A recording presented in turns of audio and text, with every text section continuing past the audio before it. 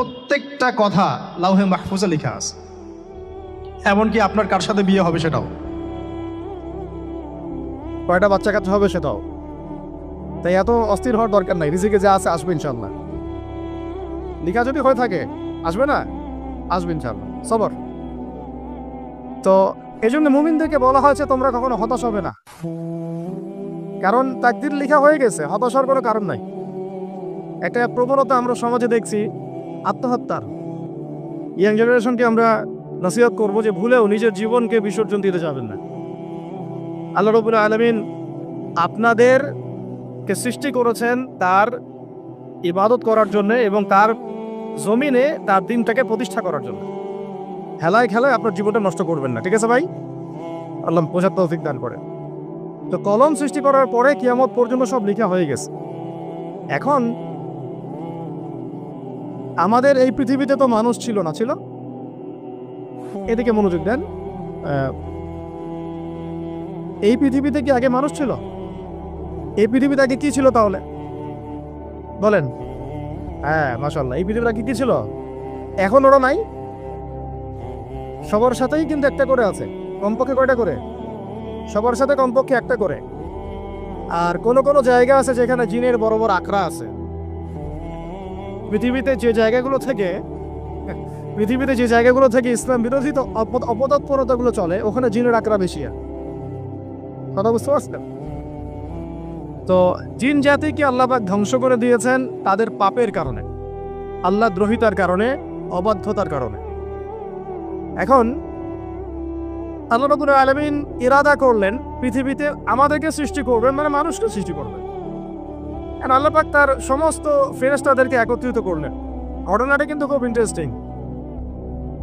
আমি জানি এখানে ওলামায়ে কেরামও আছেন, তবে আমি সবার জন্য প্রযোজ্য হয় এমন কথা বলারই চেষ্টা করছি, কারণ অনেকে হয়তো এগুলো নাও জানতে পারে। তো আল্লাহ পাকের ভাষায় আমি যদি বলি, আল্লাহ রাব্বুল আলামিন বলছেন, আউযু বিল্লাহি মিনাশ শাইতানির রাজীম, ওয়াইয ক্বালা রাব্বুকা লিল মালায়েকা ইন্নী জাইলুন ফিল আরদি খলিফা। হে নবী মুহাম্মদ সাল্লাল্লাহু আলাইহি ওয়াসাল্লাম, তুমি স্মরণ করো সেই সময়ের কথা যখন আল্লাহ তোমার রব সমস্ত ফেরেশতাদেরকে ডেকে বলেছিলেন যে ইন্নী জাইলুন ফিল আরদি খলিফা, আমি জমিনে মানে পৃথিবীতে আমার খলিফা পাঠাতে চাই। কি পাঠাতে চাই? আরো জোরে বলেন। আল্লাহ পাক বলেননি পৃথিবীতে মানুষ পাঠাতে চাই, পৃথিবীতে নতুন কোনো মাখলুক পাঠাতে চাই। আমাদেরকে আল্লাহ পাক সম্মানের শব্দে সম্মানিত করেছেন, বিশেষায়িত করেছেন। আমাদেরকে বলেছেন আমরা আল্লাহর খলিফা, আমরা আল্লাহর খলিফা। এখন আমরা আল্লাহর খলিফা, কিন্তু পৃথিবীতে মানুষ খিলাফা শব্দ সহ্য করতে পারে না। হ্যাঁ, কি অদ্ভুত না? এটা কোরআনের কি শেষের দিকে আছে না প্রথম দিকে আছে? সূরা বাকারার একদম শুরুর দিকে 3টা 4টা 5টা পৃষ্ঠা উল্টালে দেখবেন এই একটা আছে। তো কোরআন তাহলে শুরু থেকে কখনো খুলেও দেখেনি সে ব্যক্তি, প্রমাণ হবে এটা যে খুলেও দেখে না, অথবা দেখলেও সে এড়িয়ে গেছে।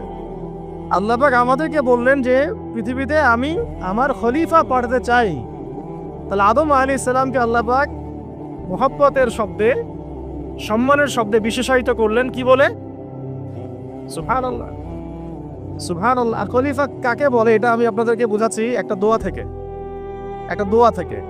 এই যে গাড়িতে করে আমরা বাসা থেকে আসলাম, যখন কোনো সফরে যাই আমরা একটা দোয়া পড়ি, সুবহানাল্লাযী সাখখারা লানা হাযা ওয়া মা কুন্না লাহু মুকরিনিন ওয়া ইন্না ইলা রাব্বিনা লামুনকালিবুন। এতটুকু তো পড়ি নাকি? বাইলো পড়তে হবে। বই মেলে এসেছি শুধু লেকচার শোনার জন্য না, ছবি তোলার জন্য না। আজকে জীবনটা পরিবর্তন করার নিয়ত করে যাইতে হবে, ঠিক আছে ভাই? বই প্রকাশ করা, ছাপানো, বিক্রি করা, লেখা, এর চেয়ে বড় কথা আমার জীবনটা ইলমের আলোয় আলোকিত করা। আমি বই লিখলাম ধরেন একটা, আমার মধ্যে সেই আমল নাই, লাভ নাই। লাভ আছে? আমি বই ছাপাইছি 100, 200, 500, 1000, আমি নিজেই আমল করি না, হবে? আগে আমল জরুরি। ইলমের সাথে আমলটা খুব বেশি জরুরি। আলেম তাকেই বলা হয় যে ইলম অনুযায়ী আমল করে। আল্লাহ পাক বলেন লিমা তাকুলুনা মা লা তাফআলুন, তোমরা এমন কথা কেন বলো যে আমল নিজেরাই করো না? কাবুরা মাকতান ইনদাল্লাহ আন তাকুলু মা লা তাফআলুন, আল্লাহর কাছে সবচেয়ে গর্হিত একটা অপরাধ তোমরা একটা কথা বলবা কিন্তু আমল করবে না। তো দোয়াটা মুখস্থ করবেন। এই দোয়ার নিচে একটা অংশ আছে, আল্লাহুম্মা আনতা সাহিবু বিস সাফারি। আমার কথাটা শুনেন, খলিফার অর্থটা বুঝেন। অনেকে তো অনেকভাবে ব্যাখ্যা করে। আল্লাহুম্মা আনতা সাহিবু ফিস সাফারি, আল্লাহ তুমি এই সফরে আমার সাথী। সফরে বের হওয়ার সময় দোয়া পড়ছি আমরা, আল্লাহুম্মা আনতা সাহিবু ফিস সাফারি, আল্লাহ তুমি এই সফরে আমার সাথী। ওয়াল খলিফাতু ফিল আহলি ওয়া মালি, আল্লাহ আমি তো বাসায় নাই, আমার বাসার আহাল মালের খলিফা হচ্ছে তুমি আল্লাহ। তাহলে খলিফা শব্দ দিয়ে কি বুঝলেন? আল্লাহ আমার বাসার আহাল মালের খলিফা মানে কি? আমার স্থলাভিষিক্ত তুমি আল্লাহ, আমি ওখানে নাই বাসায়, আমি সফরে বের হয়ে গেছি, আমার স্ত্রী, আমার সন্তান, আমার মাল, আমার জান, এগুলোর দায়িত্ব তোমার, তুমি খলিফা। কত চমৎকার দোয়া। তাহলে পৃথিবীতে আমি আমার খলিফা পাঠাতে চাচ্ছি, তার অর্থ কি? আল্লাহ রাব্বুল আলামিন এই পৃথিবীতে আমাদেরকে তার প্রতিনিধি বানিয়েছেন। সুবহানাল্লাহ, সুবহানাল্লাহ। তাহলে আমরা নিজেদের আত্মপরিচয় ভুলে গেলাম যে আমরা আল্লাহর প্রতিনিধি পৃথিবীতে, তাই না? আমরা এখন আব্রাহাম লিঙ্কনের পূজা করতেছি। আব্রাহাম লিঙ্কনের পূজা তো বুঝেন না আপনারা, এটা হচ্ছে ওই যে সোকর ডেমোক্রেসি পূজার। আল্লাহ পাক বলছেন ওয়াল্লামা আদামাল আসমাআ কুল্লাহা, আল্লাহ বলছেন আমি আদমকে এই মহাবিশ্বের যত নাম আছে, নাউন্স, ইসম সব শিক্ষা দিয়েছি। সুবহানাল্লাহ। এই মহাবিশ্বের যত নাম, এখানে ইসম শব্দের অর্থ কিন্তু জ্ঞান। ইসম মানে কি? এখানে জ্ঞান। মহাবিশ্বের যে জ্ঞানগুলো আছে, এই জ্ঞানগুলো আল্লাহ পাক আমাদের আদি পিতাকে শিক্ষা দিয়েছেন। আমাদের আদি পিতাকে আল্লাহ নিজে শিক্ষা দিয়েছেন। সৃষ্টিগতভাবে আমরা জ্ঞানী ছিলাম না, আল্লাহ পাক আমাদেরকে জ্ঞান শিক্ষা দিয়েছেন। আমরা ফিলোসফির বইগুলো খুললে দেখবেন ওখানে বুদ্ধিবাদ নামে একটা মতবাদ আছে। মানে তারা বলে যে মানুষ সৃষ্টিগতভাবেই একজন বুদ্ধিদীপ্ত প্রাণী। এটা ভুল কনসেপ্ট। সৃষ্টিগতভাবে আমাদের মধ্যে জ্ঞান ছিল না, আল্লাহ পাক আমাদেরকে জ্ঞান শিক্ষা দিয়েছেন। কথা বুঝতে পারছেন? একটা মতবাদ তাদের আছে অভিজ্ঞতাবাদ, মানে মানুষ অভিজ্ঞতা থেকেই শিখে। আরেকটা আছে সমন্বয় মতবাদ, আপনারা দেখলো অনেকে পড়ছেন এখন। এর বাইরে যে একটা মতবাদ আছে যে আল্লাহ পক্ষ থেকে ওহী ভিত্তিক মানুষ জ্ঞান শিখে, এই মতবাদ কোনো দার্শনিকের বইয়ে স্থান পেল না। কি আফসোস, কি আফসোস। অথচ মুসলিম হয় দার্শনিক তারা। আমরাও পড়েছি ভাই 4 বছর এই কারণে গেলেই। কি আফসোস, আল্লাহ পাকের ওহীর পক্ষ থেকে যে জ্ঞান আসতে পারে এইটা কনসেপ্টই নাই। অথচ এখানে কোরআনে আল্লাহ পাক বলছেন ওয়াল্লামা আদামাল আসমাআ কুল্লাহা, আমি আল্লাহ আদমকে সমস্ত নাম শিক্ষা দিয়েছি। সুবহানাল্লাহ। এরপরে এই যে জ্ঞান আদম আলাইহিস সালামকে আল্লাহ পাক শিক্ষা দিলেন, এর ফলশ্রুতিতেই আল্লাহ পাক বললেন যে ওয়াইজ কুল্লা লিল মালাইকা উসজুদু লি আদম, হে ফেরেশতারা তোমরা এখন আদমকে সিজদা করো। কি ফেরেশতাদেরকে দিয়ে আল্লাহ পাক আমাদের পিতাকে সিজদা করালেন কিসের মানদণ্ডে? কিসের কারণে? জ্ঞানের কারণে। জ্ঞানের কারণে ফেরেশতাদেরকে আল্লাহ পাক বললেন যে এই নামগুলো বলে দাও তো তোমরা। তারা বলতে পারলো না। তারা বলল লা ইলম আল্লাহুম্মা লা ইলমা লানা ইল্লা মা আল্লামতানা, আল্লাহ আমাদের তো সেই জ্ঞান নাই, শুধু ওইটুকু জ্ঞান আছে যা আপনি আমাদেরকে শিখিয়েছেন। তখন আল্লাহ পাক বলেছিলেন যে আমি যা জানি তোমরা তা জানো না। আমি কি বলি নাই যে আমি আসমান জমিনের গায়েবের সব খবর জানি? তখন আল্লাহ বললেন যে তোমরা সবাই সিজদা করো আদমকে। তাহলে আমাদের পিতাকে খলিফা করা হলো, জ্ঞান শেখানো হলো, আল্লাহ পাক নিজে শেখালেন, ফেরেশতার মণ্ডলীদের দিয়ে সিজদা পর্যন্ত করালেন। কিসের মানদণ্ডে? আরো আসতে বলেন, জ্ঞানের মানদণ্ডে। এখন যদি আমরা একটু প্রশ্ন ছুড়ে দেই নিজ নিজ বিবেকে, আমরা কি সেই ওহীর 10টা সূরাও শিখেছি? 10টা পারা কি পড়া হয়েছে কখনো? 10টা সূরারও কি অর্থ জানি? অনেকে তো 10টা আয়াতের অর্থ জানি না। আমরা কি সেই ওহীর 10টা হাদিস শিখেছি? তাহলে আমরা কোথায় সম্মান খুঁজতেছি? পশ্চিমাদের কাছে? বলেন। সত্যি সবচেয়ে আফসোস লাগে আমার একটা জিনিস, যে মুসলিমরা আমরা এখন আমাদের আত্মপরিচয় ভুলে যাচ্ছি। আর আল্লাহ পাক আমাদেরকে যেখানে সম্মান রেখেছেন ওইখানে সম্মান না খুঁজে আমরা অন্যের দাসত্বের সম্মান খুঁজতেছি। আল্লাহ আমাদেরকে বোঝার তৌফিক দান করে। এটা অজ্ঞতার কারণে হচ্ছে। আমাদের কাজ তাদেরকে সচেতন করা বা তাদেরকে মেসেজ পৌঁছে দেয়া। আমরা উগ্র পন্থা অবলম্বন করব না, আমরা হিকমার সাথে প্রজ্ঞার সাথে মানুষকে বোঝানোর চেষ্টা করব। এগুলো বোঝানোর অংশ। এখন আচ্ছা আরেকটা কথা আপনাদেরকে বলি, একটা কথা আমি মাঝখানে মিস হয়ে গেছে। এই যে আল্লাহ পাক আমাদেরকে খলিফা করে পাঠিয়েছেন, খলিফার কাজ কি? প্রশ্ন না? আমাদের কাজ কি তাহলে? এই কাজটা আল্লাহ পাক আবার ব্যাখ্যা করেছেন সূরা সদের মধ্যে। কোন সূরায়? সূরা সদ। সদ নামে একটা সূরা আছে, সূরা ইয়াসিনের আগে পরে পাবেন। তো এখানে আল্লাহ পাক আরো একজন নবীকে তার খলিফা বলেছেন, সেই নবীর নাম দাউদ আলাইহিস সালাম। কি নাম? আর দাউদ আলাইহিস সালাম কিন্তু এই জেরুজালেম থেকে, যেখানে এখন ওই জায়নিস্টরা বোম্বিং করে আর কি, নিরীহ মুসলিমদেরকে হত্যা করে বিগত 70 বছর থেকে, ওই জেরুজালেম থেকে কিন্তু দাউদ আলাইহিস সালাম বিশ্ব শাসন করেছিলেন। তার পরবর্তীতে তার সন্তান সুলাইমান আলাইহিস সালামও কিন্তু ওখান থেকেই বিশ্ব শাসন করেছিলেন। আর এখনকার বনু ইসরায়েল দাবিদার এই জায়নিস্টরা, তারাও কিন্তু ওই ফিকিরই করছে, ওখান থেকে তারা বিশ্ব শাসন করতে চায় এবং তারা মনে করে তাদের একজন মাসিহ আসবে, সেই মাসিহ আসলে তারা বিশ্ব শাসন করবে। আমরা সেই মাসিহের নাম জানি মাসিহুদ দাজ্জাল। কি নাম? এই দাজ্জালকে ওরা ওদের সত্য মাসিহ মনে করে, আমরা জানি হচ্ছে মিথ্যা ভণ্ড প্রতারক মাসিহ, অথচ ওরা মনে করে এটা হচ্ছে সত্য মাসিহ। এই জায়গায় তারা ধোঁকা খাচ্ছে। অথচ সত্য মাসিহ হচ্ছেন ঈসা আলাইহিস সালাম, যিনি আবার শেষ জামানায় আসবেন এবং তার হাতেই এই মাসিহুদ দাজ্জাল মারা যাবে এবং তারপরে পুরো বিশ্বে আবার ওই খিলাফা কায়েম হবে, ওই যে খলিফা, ওটা সারা বিশ্বে কায়েম হবে। এই টাউন হলও বাদ যাবে না ইনশাআল্লাহ। এটা মানুষ মানতে চাচ্ছে না, কিন্তু মানুষ না মানলে কি? আল্লাহ পাকের নকশায় সব আঁকা আছে কখন কি হবে। কে কে কল্পনা করেছিল যে আজকে আপনারা বসে এখানে দিনের আলোচনা করবেন? হ্যাঁ, কল্পনা করা যায় তো? যে শব্দগুলো আপনারা বলছেন এগুলো বললেই তো নাই গায়েব, এখন বলছেন। কেউ কি কল্পনা করেছিল যে হঠাৎ করে এমন একটা সময় চলে আসতে পারে? কেউ কিন্তু কল্পনা করেনি, আল্লাহ পাকের নকশায় ছিল। এখানে আমাদের একটা আফসোসের কথা, এখানে মাস্টারমাইন্ড আল্লাহ রাব্বুল আলামিন। প্রকৃত মাস্টারমাইন্ড কে? আমরা ক্রেডিট নেওয়ার প্রতিযোগিতায় ব্যস্ত হয়ে আছি এখন, কার কত ক্রেডিট নেওয়া যায়। এখানে একক ক্রেডিট পাওয়ার যোগ্য কেউ না, সমস্ত ক্রেডিট কার? আল্লাহ রাব্বুল আলামিন। এটা আল্লাহর সাথে গাদ্দারি করতে চায় না, তাহলে ভুলে যাও।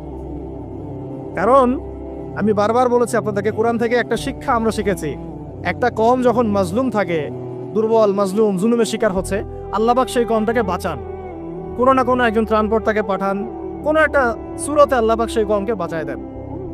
আবার যদি এই নিয়ামতটা পাওয়ার পরে ওই কওম আবার এই জুলুম শুরু করে, আবার আল্লাহ দ্রোহিতা শুরু করে, আল্লাহ পাক তার চেয়ে বড় জালেম চাপাই দিবে। কথা বুঝতে পারছেন? আল্লাহর সাথে গাদ্দারি করতে চাই না, আল্লাহ পাক আমাদেরকে বোঝার তৌফিক দান করেন। আর খলিফার কাজটা কোথায় পাবেন? কোন সূরায় ভাই বলেন? সূরা সাদে আল্লাহ পাক দাউদ আলাইহিস সালামকে খলিফা সম্বোধন করে বলছেন, ইয়া দাউদ। কি চমৎকার আহ্বান! ইয়া দাউদ, হে দাউদ, ইন্না জাআলনাকা খলিফাতান ফিল আরদ। দেখো, আমি আল্লাহ তোমাকে পৃথিবীতে খলিফা করেছি। কি করেছি? খলিফা করেছে। তোমার কাজ কি শোনো। ফাহকুম বাইনান নাসি বিল হক। বোঝার চেষ্টা করে একজন খলিফার কাজ কি। খলিফা মানে আল্লাহর প্রতিনিধি, জমিনে যে দায়িত্বশীল, অন্য মানুষের উপরে যে দায়িত্বশীল, তার কাজ ফাহকুম বাইনান নাসি বিল হক, মানুষের মাঝে ন্যায় বিচার প্রতিষ্ঠা করবে, এটা তোমার কাজ। তাহলে এখন যারা আমরা এই জায়গায় আছি বা ভবিষ্যতে আসব, আরো কাল আগাতে থাকবে, সময় আগাতে থাকবে, নতুন নতুন নেতৃত্ব আসবে, সবার ফাংশন একটাই, ফাহকুম বাইনান নাসি বিল হক। আমাদের কাজ হবে মানুষের মাঝখানে কি করা? ন্যায় বিচার, বিচার ফয়সালার ক্ষেত্রে ইনসাফ করা, ন্যায় বিচার করা। তো ন্যায় বিচার তো এখন জাদুঘরে আছে নাকি? হ্যাঁ, কোনো কোনো ক্ষেত্রে আমরা চাই না যে ন্যায় বিচার জাদুঘরে যাক, আমরা চাই আবারও ন্যায় এবং সাম্যের সমাজ প্রতিষ্ঠা হোক। ইনশাআল্লাহ এরপর থেকে আমরা কোনো অন্যায় সহ্য করব না। ইনশাআল্লাহ এরপর থেকে আমরা কোনো জল্লাদতন্ত্র কায়েম করতে দিব না। আমাদের যা আছে তাই নিয়ে প্রতিবাদ হবে ইনশাআল্লাহ। কারণ এখনকার প্রজন্ম প্রতিবাদের ভাষা বুঝে। এখন যদি আপনারা আবার সেই প্রাচীন জুলুমের তন্ত্রে মন্ত্রে ফিরে যান, তাহলে আল্লাহর গজব চলে আসবে, বড় গজব। তো খলিফার কাজ কি ভাই? কি কাজ বললাম বলেন? মানুষের মাঝখানে ন্যায় বিচার প্রতিষ্ঠা করা। আচ্ছা, আরো আছে, আয়াত শেষ হয় নাই। আল্লাহ পাক বলছেন, ওয়ালা তাত্তাবিউল হাওয়া। ন্যায় বিচার করতে গিয়ে নিজের দাসত মানে প্রবৃত্তির অনুসরণ করো না। ন্যায় বিচার করতে গিয়ে নিজের প্রবৃত্তির অনুসরণ করো না, মন গড়া বিধানের অনুসরণ করো না। আমার মামা, আমার চাচা, আমার খালু পার করে দিও না। প্রবৃত্তির অনুসরণ মানে কি? মন যাচাই তাই করো না। ন্যায় বিচার করতে গিয়ে আল্লাহ পাকের বিধান মেনে চলো। কারণ সূরা মাইদাতে আল্লাহ পাক বলেছেন আয়াত নাম্বার 44, 45, 47-এ, ওয়া মান লাম ইয়াহকুম বিমা আনজালাল্লাহ ফাউলাইকা হুমুল কাফিরুন। যারা আল্লাহ পাকের হুকুম অনুযায়ী বিচার ফয়সালা করে না, তারা কাফের।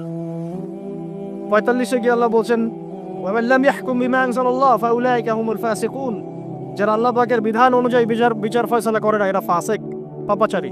47 নম্বর আয়াতে থেকে আবার বলছেন ওয়ামান লাম ইয়াহকুম বিমা আনজালাল্লাহ ফাউলাইকা হুমুজ জালিমুন, যারা আল্লাহর হুকুম বিধান অনুযায়ী বিচার ফয়সালা করে না এরা জালেম। তো কাফেরও বলেছেন আল্লাহ, ফাসিকও বলেছেন, জালেমও বলেছেন। তাহলে বিচার ফয়সালা করার ক্ষেত্রে আল্লাহ পাকের বিধানকে সর্বোচ্চ অগ্রাধিকার দিতে হবে, নিজের প্রবৃত্তির অনুসরণ করা যাবে না। যদি করে তাহলে কি হবে? ইউদিল্লাকা আন সাবিলিল্লাহ, তাহলে এটা তোমাকে আল্লাহর রাস্তা থেকে সরায় নিয়ে যাবে। এর ফলে কি হবে? জেনে রেখো, ইন্নাল্লাযীনা ইউদিল্লুনা আন সাবিলিল্লাহ লাহুম আযাবুন শাদীদ বিমা নাসু ইয়াউমাল হিসাব। এটা পড়ে দেয়, নিশ্চয় যারা আল্লাহ পাকের সরল পথ থেকে বিচ্যুত হয়ে গেছে তাদের জন্য কাল কিয়ামতের মাঠে আছে আযাবুন শাদীদ। আযাবুন শাদীদ মানে কঠিন কঠিন যন্ত্রণাদায়ক শাস্তি, এই কারণে যে তারা কিয়ামতের দিনটাকে ভুলে গিয়েছে। শাদীদের অর্থটা কি এটা বোঝার জন্য আপনাকে সূরা হাদীদ পড়তে হবে। কোন সূরা? আসলে কোরআনের আয়াতগুলো হচ্ছে আকাশের তারার মতো। তারা দেখবেন আকাশের, তারা দেখাও সুন্নত। ইসলাম তো রষ্টহীন ধর্ম না রে ভাই, সবকিছুই আছে এখানে। আসলে আমরা জানি না বলে আমরা মনে করি যে এখানে কোনো বিনোদনই নাই, তাই না?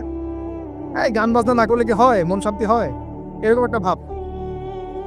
যদি আপনি কোরআনের ভিতর ঢুকে যান, আপনার হৃদয়ে এমন নূর আসবে, এমন তৃপ্তি আসবে যে ওগুলো আপনার শুনতে ইচ্ছা করবে না, আপনি কান বন্ধ করে ফেলবেন, নিজেই বলতেই হবে না।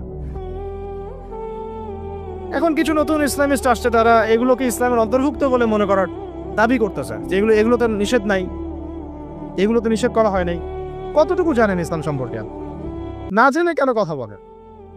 নবী সাল্লাল্লাহু আলাইহি ওয়াসাল্লাম রাস্তা দিয়ে হাঁটছেন, ওই সময় তো অনেক পূজা অর্চনা ইত্যাদি হতো মক্কায়। তো এখানে ঢাক ঢোলের শব্দ আসছে, নবী সাল্লাল্লাহু আলাইহি ওয়াসাল্লাম নিজের 2 আঙ্গুল কানের মধ্যে ঢুকিয়ে দিলেন, দিয়ে পাশে একজন সাহাবী তাকে জিজ্ঞাসা করছেন হাঁটতে হাঁটতে হাঁটতে হাঁটতে, তুমি কি এখন আওয়াজ শুনতে পাচ্ছ? সাহাবী বলেন, না ইয়া রাসূলুল্লাহ, এখন আওয়াজ শুনতে পাচ্ছি না। তখন তিনি হাত কান বের করলেন। এটা নবীর সুন্নাত। আর আমরা নবীর সুন্নাতকে উল্টাই দিছি কিভাবে দেখেন, আমাদের কানেই এখন ইয়ারফোন। উনি যেটা শুনে কান বন্ধ করতেন ওইটা আমরা কানে ঢুকা রাখছি একবার। আল্লাহ আমাদেরকে বোঝার তৌফিক দান করেন। দেখেন, আমরা তো সবাই পাপী। আমার মনে হয় না আমরা কেউ নবী সাল্লাল্লাহু আলাইহি ওয়াসাল্লামের সুপারিশ ছাড়া পার পাবো, এমনটা মনে হয় না আমার।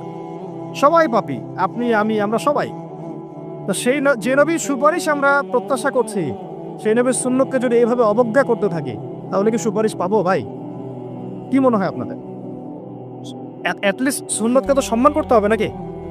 আল্লাহ বোঝার তৌফিক দান করেন। আমি তাহলে যেটা বলছিলাম যে আল্লাহ পাকের বিধান অনুযায়ী বিচার ফয়সালা করতে হবে, এটা খলিফার কাজ।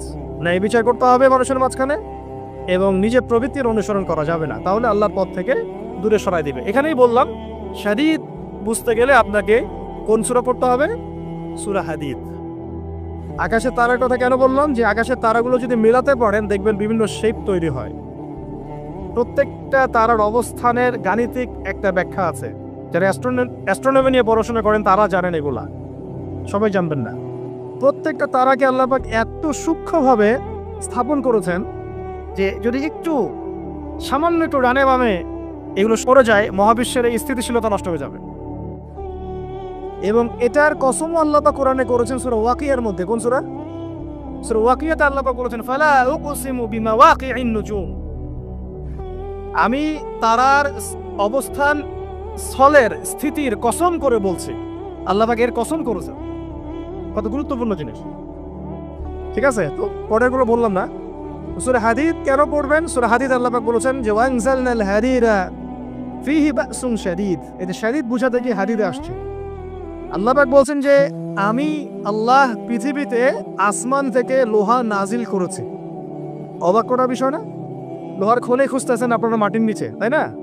আল্লাহ পাক বলছেন আমি লোহা নাজিল করেছি। আনজালনা, ঠিক যেমন ইন্না আনজালনাহু ফী লাইলাতুল কদর, আমি লাইলাতুল কদরে কোরআন নাজিল করেছি, আসমান থেকে নাজিল হয়েছে, তাই না? এরকমই ওয়ানজালনাল হাদীদা, আমি হাদীদ লোহা নাজিল করেছি। ফীহি বাসুন শাদীদ, যে লোহার মধ্যে আছে কঠিন শক্তি আছে না? আয়রন যে অণু পরমাণুগুলো, এগুলোর শক্তি সবচেয়ে বেশি না? কেমিস্ট্রিতে আপনারা পড়েছেন। তাহলে এখন আল্লাহ পাক বলছেন কিয়ামতের দিন তাদের জন্য আযাবুন শাদীদ, যারা আল্লাহ পাকের খলিফার দায়িত্ব পালন করবে না। যারা খলিফার দায়িত্ব পেয়েও ন্যায় বিচার করবে না, ইনসাফ করবে না, প্রবৃত্তির অনুসরণ করবে, ঠিক আছে, আল্লাহর পথ থেকে বিচ্যুত হয়ে যাবে, তাদের জন্য কিয়ামতের মাঠে এই শাস্তি আছে। তাহলে আমরা কি খলিফা শব্দ বুঝতে পারলাম? আমাদের পিতা যে খলিফা, এটা কি বুঝতে পারলাম? তাহলে এখন বলেন তো, প্রত্যেক নবী কি আল্লাহর খলিফা ছিলেন না?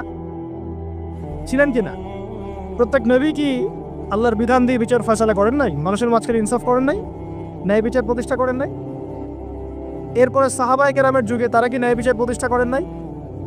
তাহলে হঠাৎ করে কি হলো বিশ্ববাসীর মধ্যে যে একেবারে কোরআন হাদিস এর মৌলিক বিষয়গুলো, এগুলো সব পাশ কাটিয়ে আমরা মানব রচিত বিধানগুলোর দিকে চলে গেলাম?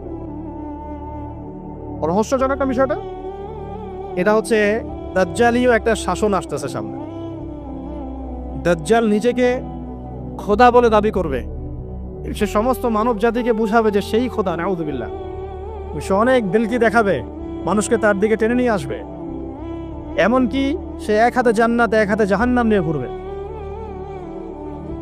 নবীজি বলেছেন, যে তার জান্নাতে প্রবেশ করবে ওটাই তার জাহান্নাম, আর যে তার জাহান্নামে প্রবেশ করবে সেটাই হচ্ছে জান্নাত। তাহলে পুরো বিশ্ববাসীকে আল্লাহ থেকে দূরে সরিয়ে একটা গডলেস ওয়ার্ল্ডে রূপান্তরিত করার একটা তৎপরতা চলছে, লক্ষ্য করতেছেন না? এটা মূলত আপকামিং যে দাজ্জালীয় সভ্যতার ভবিষ্যৎবাণী নবীজি করেছেন, এই দিকেই ওয়ার্ল্ড যাচ্ছে আস্তে আস্তে আস্তে আস্তে ওই দিকে যাচ্ছে। তবে নবীজি এটাও বলেছেন সাল্লাল্লাহু আলাইহি ওয়াসাল্লাম যে আমার উম্মতের মধ্যে একটা তাইফা, একটা দল, কিছু মানুষ সবসময় হকের উপর অটল থাকবেন, কিন্তু তাদের সংখ্যা হবে খুব কম। এখন আমাকে আপনারাই বলেন যে ওই হকের উপর অটল থাকতে হলে আমার সেই জ্ঞান লাগবে কি লাগবে না? বলেন। যেই জ্ঞান আমাদের পিতাকে শেখানো হয়েছে, দেখবেন প্রত্যেকটা মানুষের মধ্যে কিছু প্রতিভা আছে, সৃজনশীলতা আছে, আছে না? একটা বুদ্ধিদীপ্ত একটা তাড়না মানুষের ভিতরে কাজ করে। এটা কোত্থেকে আসছে জানেন? আমাদের পিতার ডিএনএ থেকে আসছে। আমাদের পিতার ডিএনএ থেকে। আমরা কিন্তু সবাই তার সন্তান। এরপরে পৃথিবীতে মানুষ পাপাচারে যখন লিপ্ত হলো প্রচন্ড রকম, তখন নূহ আলাইহিস সালামকে আল্লাহ পাক পাঠান এবং তিনি প্রায় 950 বছর দাওয়াতের কাজ করলেন। 40টা বা 80টা পরিবার ইসলাম কবুল করলো। তখন আল্লাহ পাক এই মুমিনদেরকে বাদ দিয়ে সবাইকে গারদ করে দিলেন, ধ্বংস করে দিলেন। মানে আমরা যারা পৃথিবীতে এখন বেঁচে আছি, যে আপনি, আমি, আপনাদের নাম আমি জানি না, আমরা যারা বেঁচে আছি, আমরা কিন্তু কোনো না কোনোভাবে ওই 40 বা 80 পরিবারের সন্তান। আমরা আত্মীয়, কিন্তু আমরা সবাই কিন্তু আত্মীয়, জানেন? 40টা বা 80টা পরিবার বাদ দিয়ে বাকি সব মানুষকে আল্লাহ পাক ধ্বংস করে দিয়েছিলেন নূহ আলাইহিস সালামের মহাপ্লাবনে। ঘটনা জানেন না? 40 বা 80টা পরিবারকে বাদ দিয়ে বাকি সবাইকে আল্লাহ পাক ধ্বংস করেছেন ওই মহাপ্লাবনে। তাহলে এখন এই বিশ্বে যত মানুষ আছে তারা কয়টা পরিবারের সন্তান? ওই 40-80। আমরা কোনো না কোনোভাবে একে অপরের আত্মীয় হই। মুসলিম অমুসলিম সবাই, মুসলিম অমুসলিম সবাই। আমরা যে অসাম্প্রদায়িকতার কথা বলি না, এই শব্দটাকে ভালো অর্থে নেওয়া যায়। কি অর্থে? অন্যান্য ধর্মাবলম্বী মানুষ যারা, তারা তাদের ধর্ম স্বাধীনভাবে পালন করবে, কোনো সমস্যা নেই। আমরা তাদের এই কাজে বাধা দিতে যাব না। একইভাবে আমরা আমাদের ধর্ম স্বাধীনভাবে পালন করব, তারা এখানে কোনো বাধা দিতে পারবে না। সিম্পল। তারা তাদের উৎসব তাদের মতো পালন করবে, আমরা আমাদের উৎসব আমাদের মতো পালন করব। না আমি মূর্তি পাহারা দিতে যাব, আর না আমি মূর্তি ভাঙতে যাব। সিম্পল। আমি পাহারাও দিতে যাব না, ভাঙতেও যাব। সিম্পল। আমরা কি কুরবানিতে তাদেরকে বলতে পারবো ভাই আসেন আমার বাসায় দাওয়াত খান? এটা হয় কখনো? লাকুম দীনুকুম ওয়ালিয়া দিন। আপনাদের দিন আপনাদের, আমাদের দিন আমার। সিম্পল। এই অর্থে ঠিক আছে। কিন্তু সব ধর্ম মিলে যে নতুন ধর্ম বানানোর চেষ্টা করা হচ্ছে বাংলাদেশে, এটা ঠিক নাই। এটা শুভঙ্করের ফাঁকি। সব ধর্ম মিলে নতুন ধর্ম করার কোনো সুযোগ নাই। আমরা সবাই এক পরিবারের সন্তান। এখন আমাকে বলেন, নূহ আলাইহিস সালামের একটা ছেলে ছিল, নাম জানেন? কি নাম বলেন? না না, মাশাআল্লাহ। কয় ছেলে ছিল তার? হ্যাঁ না, মূলত চারজন সন্তান থেকে বড় বড় 4টা গোত্র সৃষ্টি হয়েছে। শাম এক সন্তানের নাম কি? এটাকে কেন্দ্র করে এই যে সিরিয়ান কন্টিনেন্টে, পুরো প্যালেস্টাইন, সিরিয়ান, অ্যারাবিয়ান কন্টিনেন্টে যত মানুষ, তার বংশধর। ঠিক আছে? হাম, একটা সন্তানের নাম হাম। এখান থেকে আফ্রিকার যে কালো কালো মানুষগুলো সব তাদের বংশধর। একটা হচ্ছে ইয়াফাস, ইউরোপিয়ান যারা সাদা চামড়া, সব এদের বংশধর। আরেকটা যে কেনা। এই ছেলেটা কি বলেছিল? বাবা ডাকছে, নৌকায় আসো তাড়াতাড়ি। নৌকায় আসো তাড়াতাড়ি, না হলে আজকে আল্লাহ পাক আযাব দিয়ে ধ্বংস করে দিবেন। সে নবীর সন্তান হওয়ার পরেও আল্লাহ প্রদত্ত ওহির জ্ঞানকে মূল্যায়ন না করার কারণে ধ্বংস হয়ে গেল। আর ওই 40টা বা 80টা পরিবার নাজাত পেল কিভাবে? আল্লাহর পক্ষ থেকে নাজিলকৃত ওহির জ্ঞানকে প্রাধান্য দিয়ে আনুগত্য করে। তাহলে কোন জ্ঞানকে আমরা প্রাধান্য দিব ভাই?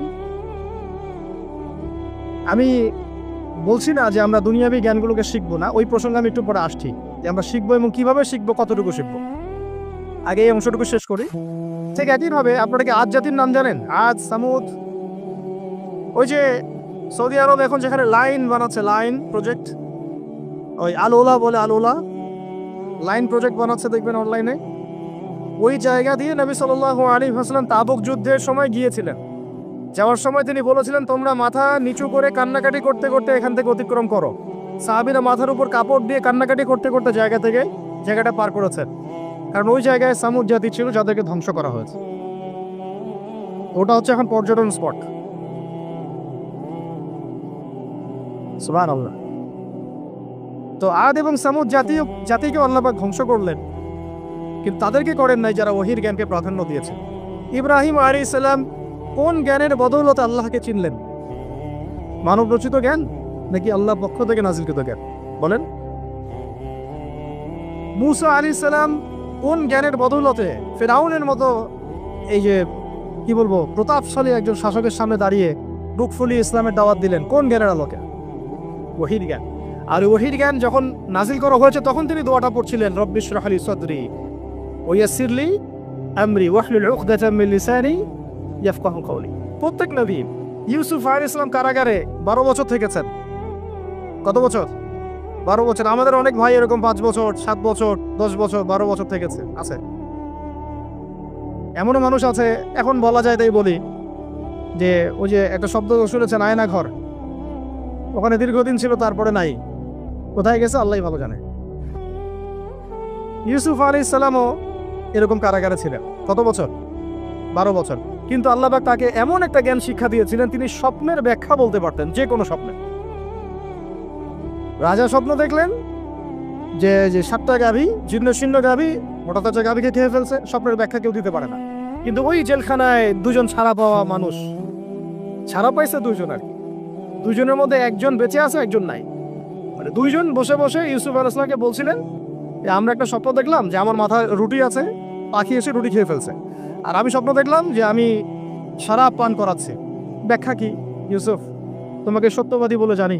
ইউসুফ আলাইহিস সালাম বললেন, তোমার মাথায় রুটি যেটা খেয়ে নিচ্ছে তার মানে তোমাকে শুলদণ্ড দেওয়া হবে, আর তুমি যে পানি পান করাচ্ছ তার মানে তুমি নাজাত পাবে, ছাড়া পাবে। হলেও তাই। আর যে নাজাত পাবে তাকে ইউসুফ আলাইহিস সালাম বলে দিলেন যে তুমি রাজদরবারে গিয়ে আমার কথা বলো, আমার কথা আলোচনা করো। তো সে ভুলে গিয়েছিল। পরে যখন এই স্বপ্নটা দেখলো বাচ্চা, তখন বাচ্চা সবাইকে ডাকলো, ডেকে বললো যে গাভীর স্বপ্নের ব্যাখ্যা কি। তখন এই ব্যক্তির মনে পড়ছে, আরে ইউসুফ তো ব্যাখ্যা দিতে পারে। সে গিয়ে ইউসুফ আলাইহিস সালামকে ডেকে নিয়ে আসতেছে যে এই রাজা স্বপ্ন দেখছে, ব্যাখ্যা কি। স্বপ্ন কিন্তু আপনার কাছে শুনে একটা স্বাভাবিক মনে হচ্ছে, আরে গাভীর আবার স্বপ্নের কি ব্যাখ্যা। তখন ইউসুফ আলাইহিস সালাম ব্যাখ্যা দিলেন যে 7 বছর ফসল ফলবে আপনাদের এলাকায়, তারপরে 7 বছর হবে দুর্ভিক্ষের সময়। কিসের সাথে কিসের ব্যাখ্যা? এই জ্ঞান কে শিখালেন তাকে? এই ইন্টারপ্রিটেশনের জ্ঞান কে শিখালেন? তাহলে জ্ঞানের মূল উৎস কে? আমার কথা বলার উদ্দেশ্য কি বুঝতে পারছেন? যত জ্ঞান তার মূল উৎস কে? স্বপ্ন একটা জ্ঞান, যদি সেটা সত্য হয়। আর জেনে রাখবেন, কিয়ামতের আগে আগে মুমিনদের স্বপ্ন বেশি বেশি সত্য হবে। ঠিক আছে? মূসা আলাইহিস সালামকেও সেই আল্লাহই জ্ঞান শিক্ষা দিলেন। ঈসা আলাইহিস সালাম এই কুষ্ঠরোগীর গায়ে হাত বুলালে ভালো হয়ে যায়। হ্যাঁ, অন্ধ ব্যক্তির মানে চোখে হাত বুলালে ভালো হয়ে যায়। এমনকি মৃত ব্যক্তিকে তিনি বলছেন কুম বিইজনিল্লাহ, আল্লাহর হুকুমে দাঁড়িয়ে যাও, দাঁড়িয়ে গেল। এই জ্ঞান কে দিয়েছেন তাকে? দাউদ এবং সুলাইমান আলাইহিস সালাম এই যে পশু পাখির ভাষা বোঝেন, সুলাইমান আলাইহিস সালাম পিঁপড়ার ভাষাও বোঝেন।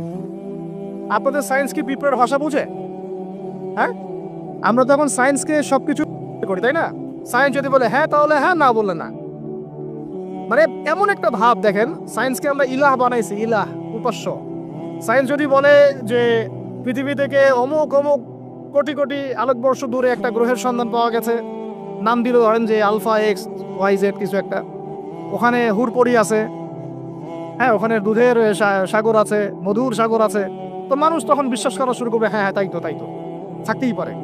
নাসা বলেছে না হয়ে পারে, নাসা মন্তব্য করেছে না হয়ে পারে। ওরকম যদি বলে অনেক দূরে একটা আগুনের একটা বিশাল ইয়া পাওয়া গেছে, গ্রহ পাওয়া গেছে, ওখানে আযাব দেওয়া হয়, শাস্তি দেওয়া হয়, ওখানে অন্য মাখলুক আছে, ওদের ভাষায় এলিয়েন আর কি, মানুষ বিশ্বাস করে। এটা আল্লাহ পাক কোরআনে বলছেন যে সুলাইমান আলাইহিস সালাম পিঁপড়ার ভাষাও বুঝতেন, ওই কথা বিশ্বাস করতে চাচ্ছে না। সুলাইমান আলাইহিস সালাম বাতাসে ফ্লাই করতে পারতেন, এটা বুঝতে পারতেছেন, বিশ্বাস করে না। তাহলে ওই প্রযুক্তি না থাকলে এয়ারক্রাফট কিভাবে আবিষ্কার করলেন? যে প্রযুক্তিগুলো পৃথিবীতে চলে গেছে ইতিমধ্যে, ওগুলো ভবিষ্যতে আসতে পারে। যেমন একটা প্রযুক্তির কথা বলি, সুলাইমান আলাইহিস সালাম বসে আছেন, একজনকে বললেন না সাবার রানী বিলকিসের সিংহাসন কে নিয়ে আসতে পারবে? একজন বললো যে আপনি উঠে দাঁড়াইতে যতক্ষণ সময় লাগে এর মধ্যে নিয়ে আসবো। উনি বললেন যে হবে না, এটাতে হবে না, তুমি স্লো, তুমি 3G 4G না, এত স্লো স্পিডে আমার হবে না। এই কথা বলেন নাই, মজা করলাম আর কি। আমাদের ইউটিউবাররা আমাদের এই অংশ কাট করে আবার প্রচার করে দিতে পারে। দেখেন কিসের সাথে কি ব্যাখ্যা করলো। কোরআনকে 3Gর সাথে তুলনা করলেন আবু তো হাত না, ব্যাস কাম সারা দেশে ওইটাই ইস্যু তখন। মহা মুসিবত, মানে বাঙালি জাতির মধ্যে দিন প্রচার করা। আমাদের সালাফদের ভাগ্য ভালো যে তার আগেই, মানে এই প্রযুক্তি আসার আগেই দুনিয়া থেকে তারা চলে গেছে। মুশকিল না, যত ইস্যু এগুলোর কারণেই সৃষ্টি হয়। তো যাই হোক, প্রসঙ্গে আসি, কোথায় ছিলাম ভাই, যে কথা হারায় ফেললাম। হ্যাঁ আরেকজন বললেন যে না, আপনি চোখের পলক ফেলতে যতক্ষণ লাগে এর মধ্যে দেখবেন সিংহাসন সামনে। সুবহানাল্লাহ, কি প্রযুক্তি বলেন! এই প্রযুক্তির সামনে কি বিশ্ববাসী যেতে পেরেছে? দেখেন সুলাইমান আলাইহিস সালামের বাতাসে ফ্লাই করাটা কিন্তু এখন পৃথিবীতে খুব কমন হয়ে গেছে। আমরা সবাই ফ্লাই করতেছি বাতাসে, তাই না? যদি আপকামিং কোনো সময় আপনি দেখেন যে এইরকম চোখের পলকেই একটা বস্তু আরেকটা জায়গা থেকে এক জায়গায় চলে আসতেছে, আমি অবাক হব না ইনশাআল্লাহ।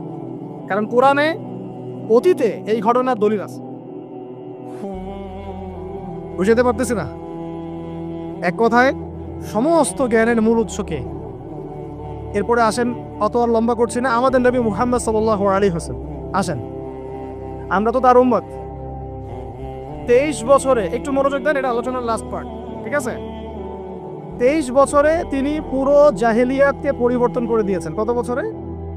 23 বছর। আপনারা কি জানেন যে আইয়ামে জাহিলিয়াতে আসলে কি কি সমস্যা ছিল? কেন ওই যুগটাকে আমরা জাহিলিয়াত বলি? বেসিক্যালি 5-6টা সমস্যা ছিল। কয়টা? 5-6টা। 1 নম্বর শিরক। 1 নম্বর কি? আমার সাথে বলেন। শিরক আমাদের ওয়ার্ল্ডে নাই, এটা তো গ্লোবাল শিরক চলতেছে এখন। শুধু ধর্মীয় শিরক চলতেছে নাকি? এখন শিরক হচ্ছে পলিটিক্সে, শিরক হচ্ছে ইকোনমিক্সে, শিরক এডুকেশনেও আছে, শিরক কালচারের মধ্যে আছে। কথাগুলো বুঝতে হবে একটু গভীরভাবে। তখন সমস্যা ছিল রিবা, সুদ। এখন নাই। রিবা ছাড়া কোনো সিস্টেম আছে এখন ওয়ার্ল্ডে? আমি গতকালকে একটা হাদিস মোতালা করছিলাম সুদ সংক্রান্ত। নবীজি বলেছেন সাল্লাল্লাহু আলাইহি ওয়াসাল্লাম যে একটা যুগ আসবে সামনে, সুদবিহীন কোনো মানুষই চলতে পারবে না। যে চলতে চাইবে তার গায়েও সুদের ছিটা ফোটা গিয়ে লাগবে। আসে নাই সেই যুগ? সুবহানাল্লাহ, কিভাবে তিনি এত স্পেসিফিকলি কথাগুলো বলতে পারেন? নিশ্চয়ই তিনি এমন একজন সত্তার কাছ থেকে জ্ঞান পেয়েছেন যিনি সব জানেন, অতীত বর্তমান ভবিষ্যৎ, তাই না? এমনকি নবীজি বলেছেন ইমামুল মাহদির সময় যে 10 জন ঘোড়সাওয়ার বের হবে এবং তারা গিয়ে খোঁজ নিতে যাবে যে দাজ্জাল বের হয়েছে কিনা। নবীজি বলছেন আমি সেই 10 জনের নামও জানি, তাদের বাবার নামও জানি। সুবহানাল্লাহ, সুবহানাল্লাহ। কিয়ামতের মাঠে আলী রাদিয়াল্লাহু আনহু, আবু বকর রাদিয়াল্লাহু আনহু, ওমর, ওসমান রাদিয়াল্লাহু আনহুম আজমাইন, তাদের হিসাবটা কেমন হবে ওইটাও নবী সাল্লাল্লাহু আলাইহি ওয়াসাল্লাম আগেই বলে দিয়েছেন। সবচেয়ে দ্রুত হিসাব হবে এই উম্মতের আলী ইবনে আবি তালিব রাদিয়াল্লাহু আনহু। যাবেন, বেরোবেন, শেষ। কি মানুষ, তার জীবনীটা পড়ে দেখবেন। আমি শেষের দিকে বলে দিব আপনাদেরকে আজকে, এবং এটা রেকর্ডেড থাকবে, ইনশাল্লাহ অনলাইনে দিয়ে দিব, যে আপনারা কোন কোন সাবজেক্টের বই কিনবেন। বই মেলা তো শুধু মানে আসলেন একটা র্যান্ডমলি বই কিনলেন এমন না, টপিক ধরে ধরে সাবজেক্ট ওয়াইজ বই কিনতে হবে। ঠিক আছে ভাই? বই কেনার পিছনে টাকা পয়সা খরচ যদি না করেন মানে দিনের জন্য অর্থ ব্যয় করার মানসিকতা না থাকে, ইলম পাওয়া যাবে। অনেক মুহাদ্দিস নিজের গায়ের জামা খুলে দিয়ে পর্যন্ত বই নিয়ে বাসায় গেছে, জানেন? তাদের সমস্ত সম্পত্তি বিক্রি করে দিয়েছেন বই কেনার জন্য। আজকে সকালে আমাদের এক ভাই মোজাকারা করছিলেন যে আমারই এক ওস্তাদ বাংলাদেশের অনেক বরেণ্য একজন আলেমে দিন, প্রবীণ আলেমে দিন, তার কথা আলোচনা হচ্ছিল যে তিনি কিতাব পড়তে পড়তে পড়তে হঠাৎ একটা কিতাব তিনি খুঁজে পাচ্ছেন না। তো ছাত্রদেরকে পাঠালেন যে খুঁজে নিয়ে আসো তো, কোথায় আছে, কেউ খুঁজে পায় না। তিনি নাকি অজু করে এসে দু রাকাত নামাজ পড়ে বাচ্চার মতো হাউমাউ করে কান্নাকাটি শুরু করলেন, আল্লাহ আমার সেই কিতাব কোথায় গেল, আমার কিতাবটা এনে দাও। তলাবুল ইলম কাকে বলে দেখেন, ইলমের তালেব, ইলমের ছাত্র কাকে বলে? এই যে ইলমের ছাত্র, আমরা কি ছাত্র হইতে পারছি? একটা বইয়ের দাম যদি দেখি 100 টাকা, বাস আমাদের গায়ে লাগে। 100 টাকা দিয়ে তো আপনার গার্লফ্রেন্ডকে নিয়ে বসতে গায়ে লাগে না, বসলে তো 500 টাকা চলে যায়। জিনা থেকে বাঁচতে না পারলে কলবে আল্লাহ নূর আসবে না। আল্লাহ পাক আমাদের কথাগুলো বোঝার তৌফিক দান করেন, আমিন। জিনা, আবার বলছি, জিনা থেকে বাঁচতে হবে, অন্যথায় কলবে নূর আসবে না। আল্লাহ পাক আমাদেরকে বোঝার তৌফিক দান করেন, আমিন। কোথায় ছিলাম ভাই? বলেন। 1 নাম্বার কি ছিল? শিরক। 2 নাম্বার রিবা, সুদ। ওইটা বলতে গিয়ে হাদিসটা কথা বলেছিলাম। এই সুদটা কি এখন বেশি না কম? এখন সুদ মানুষ খাচ্ছে, যুক্তিও দিচ্ছে যে এই যুগে এখন সুদ না খাইলে কি চলে? একদিন একটা মসজিদে বয়ান করছিলাম, তো মসজিদে বয়ানের মাঝখানে একজন দাঁড়ায় গেল, দাঁড়ায় আমাকে বলছে যে ওস্তাদ, হুজুর বুঝলাম আপনার সব কথা ঠিক আছে, এখন আমার 1 লাখ টাকা ধার লাগবে, আমি কোত্থেকে নিব? বলেন, আসলে উত্তর দিবেন কি? হ্যাঁ, সুদের ক্ষতিকর বিষয়গুলো যেমন বলতে হবে, সুদবিহীন ব্যাংকিং সিস্টেম এবং অর্থনৈতিক ব্যবস্থাও তো চালু করতে হবে। সেটা কি? সেটা হচ্ছে যাকাত। সেটা কি? যাকাত, সাদাকা এবং খরচে হাসানা, এগুলো তো চালু করছি না আমরা শুধু কথা বলছি তাত্ত্বিক যে সুদ হারাম। আমিও তো অনেক জায়গায় বলছি, কারণ বলতে হচ্ছে না, আপনারা জানাতে তো হবে। সুদের পাপের সবচেয়ে নিম্ন শাখা হচ্ছে মায়ের সাথে জিনা করা, সর্বোচ্চ শাখা হচ্ছে আল্লাহ এবং তার রাসূলের সাথে যুদ্ধ করা। একটা হাদিস বুখারীতে এরকমও আসছে, বুখারীতে কি তিরমিজিতে, আমি রেফারেন্সটা ভুলে যাচ্ছি, তবে হাদিসটা সহিহ। নবী সাল্লাল্লাহু আলাইহি ওয়াসাল্লাম বলেছেন, যে ব্যক্তি 1 দিরহাম সুদ খায় সে যেন 36 বার জিনা করল। আর আপনারা তো জানেন, এটা আমার বলার দরকার নাই, 4 শ্রেণীর মানুষকে নবীজি অভিশাপ দিয়েছেন, যে নিজে খায়, তারপরে যে সুদ দেয়, যে লিখে রাখে, যে সাক্ষী থাকে। আমি বলতে যাচ্ছি, আইয়ামে জাহিলিয়াতে এই সুদটা ছিল, আমাদের এই বর্তমান ওয়ার্ল্ড অ্যাফেয়ার্সে নাই। বাংলাদেশ একটা কান্ট্রি হিসেবে চিন্তা করবেন না, আপনি গ্লোবালি চিন্তা করবেন, কারণ এখন একটা দেশ স্বতন্ত্রভাবে চলতে পারে না। ওয়ার্ল্ড ব্যাংকের সাথে আপনাকে ডিল করতে হবে, IMF এর সাথে। আমি যদি প্রেসিডেন্ট হই, তাও আমাকেও করতে হবে, আপনি হলে আপনাকেও করতে হবে। কথা বলে তো শুধু কথা বলে লাভ নাই, আপনার বিকল্পটা কি? বিকল্প ব্যবস্থাটা কি? এটা তো মূল কথা। ইকোনমিক্স নিয়ে কতগুলো কিতাব আছে এখানে, ইসলামিক ইকোনমিক্স নিয়ে আমরা কতগুলো কিতাব ছাপাইছি, বর্তমান ওয়ার্ল্ড অ্যাফেয়ার্স নিয়ে আমরা কতগুলো কিতাব ছাপাইছি। নবী সাল্লাল্লাহু আলাইহি ওয়াসাল্লাম বলেছেন, শেষ জামানা সবচাইতে আমার উম্মতের উপর ভয়াবহ ফিতনা হচ্ছে মসিহুদ দাজ্জাল। কি নাম বলেন? এখন আপনি আমাকে মাদ্রাসার পুরো সিলেবাসে কন্টেন্টে আমাকে দাজ্জাল নিয়ে একটা ফ্যাকাল্টি দেখান, আছে? কয়টা কিতাব আছে? সবচেয়ে ভয়াবহ ফিতনা নবীর মুখে, নিজের মুখে বলা, সবচেয়ে ভয়াবহ, এর চেয়ে ভয়াবহ কোনো ফিতনা আসে নাই, আসবেও না।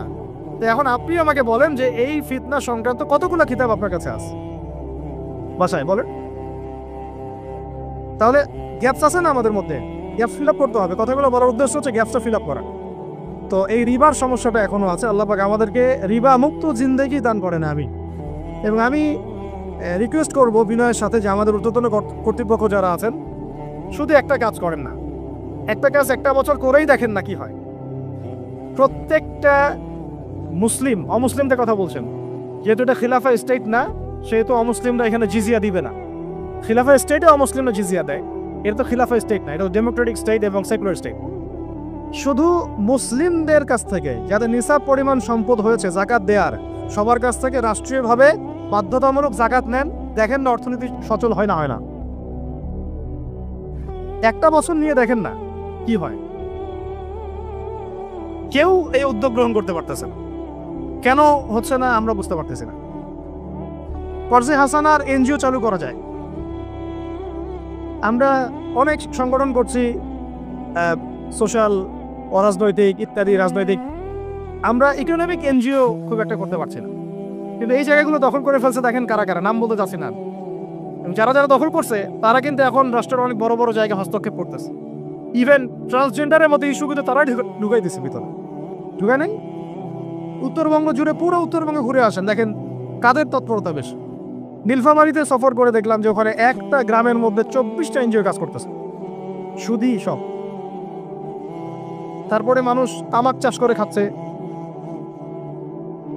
একটা দল দাবি করতেছে নবী সাল্লাল্লাহু আলাইহি ওয়াসাল্লাম ছাড়াও আরো নাকি নবী আসতে পারে, নাউজুবিল্লাহ। এবং ওই যে মির্জা গোলাম আহমেদও তাদের অন্তর্ভুক্ত। মানুষ ওই ধরনের নাম লিখাচ্ছে চাকরির জন্য, ব্যবসা করতেছে তারা দেশের মধ্যে। আরে ভাই, শুধুমাত্র তাত্ত্বিক কথাবার্তা না, আমাদের সংগ্রামটা কিন্তু বহুমুখী। শুধু ইলম অর্জন তো একটা বেসিক জিনিস, এই বেসিকটাই এখনো হচ্ছে না আমাদের। ইলম অর্জনটা বেসিক জিনিস, এটাই হচ্ছে না। এরপরে আপনার অর্থনীতি সমৃদ্ধ করা, সংস্কার করা, সমাজ সংস্কার করা, রাজনৈতিক অঙ্গনগুলোর মধ্যে যে অরাজকতা, এগুলোকে সংস্কার করা, কত কাজ আমাদের। কিন্তু আমরা কিন্তু একটা জায়গাতেও স্থির নাই। ইভেন একটা মাসালাতেও আমরা এক জায়গায় আসতে পারতেছি না, ঐক্যবদ্ধ হতে পারতেছি না। আমরা খুবই ব্যাকডেটেড চিন্তা করতেছি এই জায়গাতে। অথচ আমাদের উচিত ছিল এই প্রবলেমগুলোকে আরও 30-40 বছর আগেই সলভ করা। তাহলে এখন হয়তো আপনি ভালো কিছু পেতেন। আমাকে একটা প্রতিষ্ঠান দেখান যেখানে নুরানি থেকে নিয়ে, মানে নুরানি থেকে দাওরা বা ক্লাস এই নার্সারি থেকে মাস্টার্স, এরকম সিলসিলায় ইসলামিক শিক্ষা এবং জেনারেল শিক্ষাকে একত্রিত করে একটা সিলেবাস মেনটেন করে পড়ানো হচ্ছে। আমাকে কয়েকটা প্রতিষ্ঠানের নাম বলেন, আমি ওখানে আমার মেয়েকে ভর্তি করাবো। আমাকে দেন, রেডিমেড দেন, আমার ছেলেকে ভর্তি করাবো। আমরা ফিকির করতেছি না। এটা হওয়া উচিত ছিল বিগত 30 বছর আগেই। আমি আপনাদেরকে বলি যে প্রকাশনা সংস্থার ভাইরা আছেন অনেকে এখানে। ধরেন আমাদের রংপুরের কোনো ভাই আপনাদেরকে পুরো 1 বিঘা জমি দিল, বা ধরেন 5 বিঘা জমি দিয়ে দিল, ঠিক আছে? আর আমরা সবাই মিলে দেশবাসীর কাছ থেকে টাকা কালেক্ট করে একটা কনস্ট্রাকশন দাঁড় করে প্রতিষ্ঠান দাঁড় করালাম, একেবারে অনার্স, মানে নুরানি থেকে নিয়ে, মানে প্লে গ্রুপ থেকে নিয়ে মাস্টার্স, এরকম ফ্যাকাল্টি আর করলাম। এখন ভাই, আপনারা যারা বই প্রকাশ করতেছেন, আমাকে কি আপনারা বই দিতে পারবেন? প্রত্যেকটা ক্লাসে আমি কোন কোন বই পড়াবো পারবেন? আমাকে কি সিলেবাস দিতে পারবেন? কথা বলেন। প্লে গ্রুপে কোন কোন বই পড়াবো আমাকে দেন, নার্সারিতে দেন, STD 1-এ দেন, 2-তে দেন, 3-তে দেন, 5-এ দেন, এভাবে আপনি আমাকে ক্লাস 10 পর্যন্ত দেন। তারপরে কি আপনি আমাকে অনার্স, মাস্টার্স, এই ফ্যাকাল্টিগুলো আলাদা আলাদা, এগুলো কি ইউনিভার্সিটি আদলে আপনি কি আমাকে সাজিয়ে দিতে পারবেন? আমরা জায়গা দিব, টাকা দিব, প্রতিষ্ঠান করে দিব। প্রকাশনা সংস্থা থেকে কি আমরা এতটুকু পেতে পারি? এবং এমন এমন আলেমের প্রোডাক্ট যে আলেমরা সারা ওয়ার্ল্ডকে ডিল করতে পারে, মানে ইন্টারন্যাশনাল স্কলার। এখান থেকে যাবে ইউকে থেকে দাওয়াতি কাজ করে আসবে, অস্ট্রেলিয়া গিয়ে দাওয়াতি কাজ করে আসবে, মালয়েশিয়া গিয়ে দাওয়াতি কাজ করে আসবে, আন্তর্জাতিক মানের আলেম। আমরা কি জেনারেল শিক্ষিত ব্যাকগ্রাউন্ড থেকে তৈরি করতে পারবো? পারছি কি? আর আপনারা আমাকে বলেন তো ভাই, যে কত পার্সেন্ট মানুষ জেনারেল শিক্ষিত আর কত পার্সেন্ট মানুষ মাদ্রাসায় শিক্ষিত? কাদের পরিসংখ্যানটা বেশি? তারা কি, তাদের কোনো অবদান রাখার কোনো সুযোগ নাই? এখন যদি এই ক্লাসিক্যাল পড়াশোনা না হয়, ইলমের এই গভীরতায় না যায়, এবং বড় বড় ওলামায়ে কেরামদের সোহবতে তারা না আসে, তাহলে কিভাবে তারা বিশুদ্ধ ইসলাম শিখবে আর প্রচার করবে আর প্রতিষ্ঠা করবে? তো প্রশ্ন কিছু করে গেলাম। আজকে প্রশ্নগুলো রেখে যাচ্ছে এই কারণে যে এগুলো নিয়ে আপনারা ভাববেন, যে আপনারা আমাকে একটা ইসলামিক ইউনিভার্সিটি করার মতো বইপত্র আমাকে বানায় দেন না। দায়িত্ব নেন কেউ, আপনারা সবাই মিলে দায়িত্ব নেন। আমি এখানে একটা স্কুল আছে আমাদের ছোট্ট, তহাজিন নুরাইন ইসলামিক স্কুল। এই স্কুল আমরা করেছি প্লে, নার্সারি, কেজি 1, 2, 3, 4, 5, এতটুকু। ট্রাইলিঙ্গুয়াল, মানে Bangla medium, English version, medium না, ইংলিশ ভার্সন আর অ্যারাবিক। এই সিলেবাসটুকু করতে, এই 8টা ক্লাসের সিলেবাস করতে আমাকে 7 দিন 8 দিন একেবারে বাংলা বাজার ঘাটাঘাটি করে, ওই আমরা আগে তো ইংলিশ মিডিয়ামে পড়াশোনা করতাম, ওই অক্সফোর্ডের বই ঘাটাঘাটি করো, ব্রিটিশ কাউন্সিলের বই ঘাটাঘাটি করো, তারপরে ওদের ম্যাথামেটিক্স, ওদের সায়েন্স, আবার এই মাদ্রাসার অ্যারাবিক, আবার এই সরকারি কারিকুলামের বই, এগুলো ঘাটতে ঘাটতে ঘাটতে একটা সিলেবাস আমরা দাঁড় করাতে পারছি। মাত্র 5টা ক্লাস পড়তে পারবে। এরপরে এটা করতে গিয়ে যে দেখলাম যে আসলে এগুলোর যে এত ঘাটতি আছে বাজারে, রেডিমেড কোনো প্রোডাক্ট এগুলো নাই। ঘুরে ফিরে কি সেই আমরা একই জিনিসই চর্চা করতে থাকবো, নাকি আমরা একটু বহির্বিশ্বে যেভাবে দিন প্রচার হচ্ছে এই মান দিতে পারি? এটা আমাদের উচিত না করার কাজটা? হ্যাঁ, এটা তো আমাদের হাতে রাষ্ট্রীয় ক্ষমতা নাই, থাকলে না উপরের লেভেল থেকে এগুলো করা যায় খুব সহজ। বরং উপরের লেভেলে যারা আছেন তারা তো আরো ট্রান্সজেন্ডার ঢুকাচ্ছে, তারপরে তো এলজিবিটি ঢুকাচ্ছে। তাহলে এই কাজগুলো কাদের করতে হবে? তাহলে বেসরকারিভাবে করতে হবে। এখন আমরা যারা বইকে ভালোবাসি, জ্ঞানকে ভালোবাসি, আল্লাহকে ভালোবাসি, রাসূলকে ভালোবাসি, চাই যে আমরা যা করছি আমাদের পরের প্রজন্মটা মানুষের মতো মানুষ হোক। কাজ কি কম না বেশি আমাদের বলেন? সেক্ষেত্রে কাজগুলো কিন্তু ওইভাবে হচ্ছে না ভাই। একটা বিষয়ের বই সবাই ছাপাচ্ছি কেন? কি দরকার আছে? একটা বিষয়ের বই আমি সবাই ছাপাচ্ছি। একটা জিনিস, একটা হিস্ট্রির একটা কিতাব অনেকগুলো প্রকাশনী আপনারা করতেছেন, একই বই ফাইজুল কালাম সবাই করতে আছে। একটা বই তাসাউফ আত্মশুদ্ধি অনেক প্রকাশনী করতেছে, কপি করতেছে। ভাই আমাদের কি কাজ কি দুনিয়ার স্বার্থ উদ্ধার করা, না আমার দিনের কোনো ক্ষেত্র? আমার কথায় মাইন্ড করবেন না, আমি মাইন্ড করার মতো কথা বলছি না। আমি বলছি আপনাদেরকে আরো যেন কনস্ট্রাকটিভ হয় কাজগুলো। মানে আপনাদের সাথে আমি বসবো ইনশাল্লাহ আবার আলাদা করে, যে একটা আমাকে পুরো শিক্ষা ফর্মুলা আমাকে দিবেন, মানে প্রত্যেকটা ক্লাসের বই রেডি করে দিবেন, যাতে আমরা প্রতিষ্ঠান বানালেই একদম পুরা কমসে কম ক্লাস 1 থেকে 10 ঢেলে দিতে পারি, আমার পরিশ্রম করতে না হয়। ওখানে বাংলা মিডিয়ামের বই থাকবে, ইংলিশ মিডিয়ামেরও থাকবে, এবং অ্যারাবিক তো থাকবেই। একটা গঠনমূলক সিলেবাস, যেটা পড়লে আমার ছেলে মাশাআল্লাহ হাফেজও হবে, এদিকে মাশাআল্লাহ সে ইংরেজিতেও দক্ষ হবে, সায়েন্সেও দক্ষ হবে। এক পর্যায়ে যখন সে এসএসসি পাস করবে, সে দেখবেন যে যার রাস্তা বেছে নিচ্ছে। বেস আমি তাকে করে দিছি 10 পর্যন্ত। এখন সে ডক্টর হোক আর ইঞ্জিনিয়ার হোক, আর না হয় যদি আল্লাহর খলিফাই হয়, কোনো সমস্যা নেই। সমস্যা আছে? এটা দরকার ছিল ভাই, আরো 30 বছর আগেই দরকার ছিল। আমরা যেটা পাই না, এটা আমাদের আফসোস। আর এই জেনারেল ব্যাকগ্রাউন্ড থেকে এইরকম জায়গায় উঠে এসে এই যে এগুলো কথাগুলো বলা বা এই কাজগুলো করা, এগুলো সবাইকে হয়তো আল্লাহ পাক এভাবে কবুল নাও করতে পারে। এর পিছনে অনেক গল্প থাকে, অনেক হিস্ট্রি, অনেক ত্যাগ, অনেক আত্মত্যাগ, এগুলো সবাই হতে পারবে না। কিছু মানুষ বের হয়ে আসছে, ডক্টর জাকির নায়েক তো সবাই হইতে পারে নাই, পারছে? এই জিনিসগুলো আমাদের বুঝতে হবে যে আমভাবে সবাই সবকিছু করতে পারবে না। আমাদের একটা একাডেমিক ফর্মুলা দরকার, যেখানে আমরা পড়বো, আমরা আলেম হয়ে বের হবো। পারা যাবে তো ইনশাআল্লাহ? আচ্ছা, অনেক গভীরে চলে গেছি, আপনাদেরকে মানে অনেক বেশি বিরক্ত করে ফেলতেছি আর কি। তো কথাগুলো বলার খুব মন চাচ্ছিল, তো বলে ফেললাম। আর আমরা চাচ্ছি কথাগুলো সবার কাছে পৌঁছাক, যাতে করে অন্তত বিভাগীয় শহরগুলা, অন্তত ঢাকা, রংপুর, রাজশাহী, মানে বড় বড় শহর আমাদের, চট্টগ্রাম, কক্সবাজার ইত্যাদি ইত্যাদি বড় বড় শহরগুলোতে যদি একটা করে এরকম একটা করে প্রতিষ্ঠান থাকে, যেখানে আপনি পুরো জেনারেল শিক্ষা এবং ইসলামী শিক্ষা দুটাকে সমন্বয় করে, এবং এই মানে দ্বিমুখী শিক্ষার মেরুকরণটাকে দূর করে একটা কনস্ট্রাকটিভ সিলেবাস দিতে পারেন, দেখবেন আজকে না হোক, আজকে থেকে 10 থেকে 15 বছর পরে আমাদের ছেলে মেয়েদের একটা প্রজন্ম আসবে, দেখবেন ইনশাআল্লাহ ওরা আমাদের চেয়ে অনেক ডিনামাইট হবে। এই যে আজকে অনেকগুলো আয়াত বললাম, অনেকে হয়তো জানেন না বা পড়েন নাই, ওরা বলতেই বুঝে ফেলবে কোন সূরা আছে। হবে না? সম্ভব। আর যদি না করতে পারি, তাহলে ঘুরে ফিরে ওই একই অবস্থা। ওইটা দিয়ে হবে না ভাই। এই মানে ইসলাম বিষয়টা কি, এটা এমন না যে কিছু অংশ নিলাম কিছু অংশ নিব না, এটা এমন না। নিলে ভাই নেওয়ার মতো নেওয়া লাগে। উদ্খুলু ফিস-সিলমি কাফা, একেবারে পরিপূর্ণরূপে দিনে প্রবেশ করেন। সিরিয়াসলি নেন, চান্স তো একটাই। আল্লাহ পাক আমাদের কতগুলো বোঝার তৌফিক দান করেন। আর আমাদের সন্তানদের সাথে তো আমরা এটা হতে দিতে পারি না। আমরা না হয় অনেক সময় নষ্ট করে ফেলছি। আমরা এই টাউন হলে বসে চা খাইছি, আড্ডা মারছি, স্কুলে পড়ার সময়, কলেজে পড়ার সময়। এবং এখানে কি হয় না হয় আমি খুব ভালো করে জানি। এবং আমাদের সময় এমন কিছু হতো না যেটা এখন হয়। হোমোসেক্সুয়ালিটি, এখন এখানে হোমোসেক্সুয়ালিটি হয়।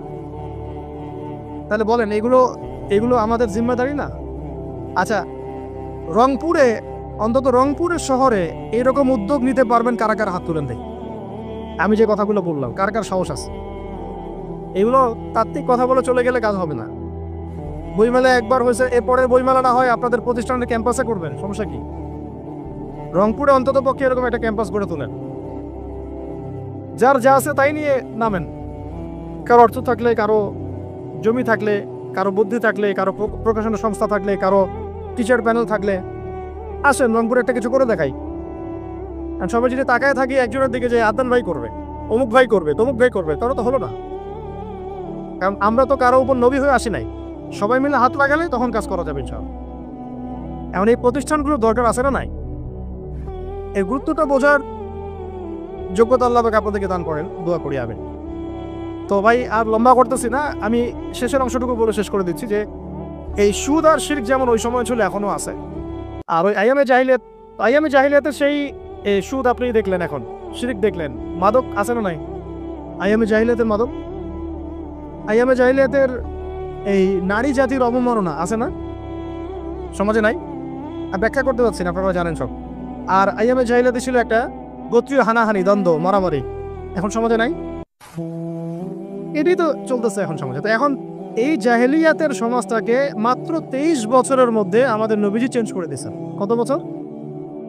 এখন আপনারা আমাকে বলেন তো যে তিনি কি কোনো জাদু করছেন? তিনি কি কোনো জাদু দেখাইছেন সমাজে এসে? মানুষকে মারছেন?